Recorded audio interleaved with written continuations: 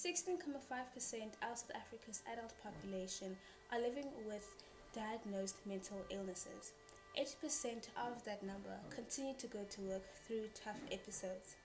Now, there are many reasons that could lead to someone's mental state being compromised, but all are a result of life experiences, challenges, and changes. Life is full of changes. In fact, a Greek philosopher once said, the only permanent thing in life is change. One of these changes are the transition from student life into the working world. The transition from student to employee is exciting because finally everything that you've worked for is coming together, but you are scared of the unknown at the same time. Your responsibilities shift and sometimes they are upscaled. You move from being the dependent to being the provider. There's a whole new set of demands placed on you in addition to the demands that you place on yourself. And there's the horrible case of imposter syndrome, that although you've worked hard for where you are and are well qualified for the position that you're in, but disbelief and self-doubt will leave you feeling displaced. During this transition, new graduates and employees could be feeling anxious from anticipating the unknown. Expectations that are not fully met or conversely overwhelming could leave one feeling stressed, depressed, burnt out, or dissatisfied. There's also the usual case of individuals not being able to adjust and cope to the new environment.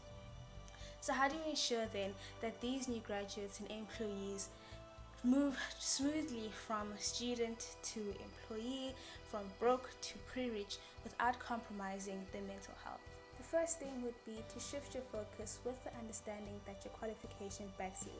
My anxiety as a student came from the need to impress my supervisors, but after qualifying as an occupational therapist, there's nobody to impress anymore. My focus then shifted to providing quality service to my clients. This also took care of my imposter syndrome because I finally understood that I was where I was because of hard work that I had put in. The second important thing is time management. I know it can be quite difficult to come to terms with how much of your time now suddenly belongs to your employer. After all the free periods, the vacations, recesses, holidays, and deciding whether to go to class or not, now having to work 40 hours a week can be quite something to adjust to. Therefore, it is quite important then to make sure that you make time for the things that are important to you outside of your work. So that is your social life and other areas of personal development. The third, if not the most important thing, is to prepare yourself mentally. Do your research on your career as well as the place that you're going to be working to ensure that your expectations are informed and accurate. Be patient with yourself. Give yourself enough time to adjust to the new environment, and also understand that we don't all adjust at the same pace. Be aware of the sacrifices that you're going to need to make to allow yourself to adjust successfully into this new stage of your life.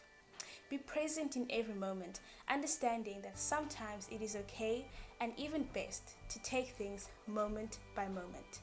In the words of George Bernard Shaw, progress is impossible without change, and those who cannot change their minds cannot change anything. So celebrate every step and every victory, because irrespective of where you are, you're certainly not where you used to be.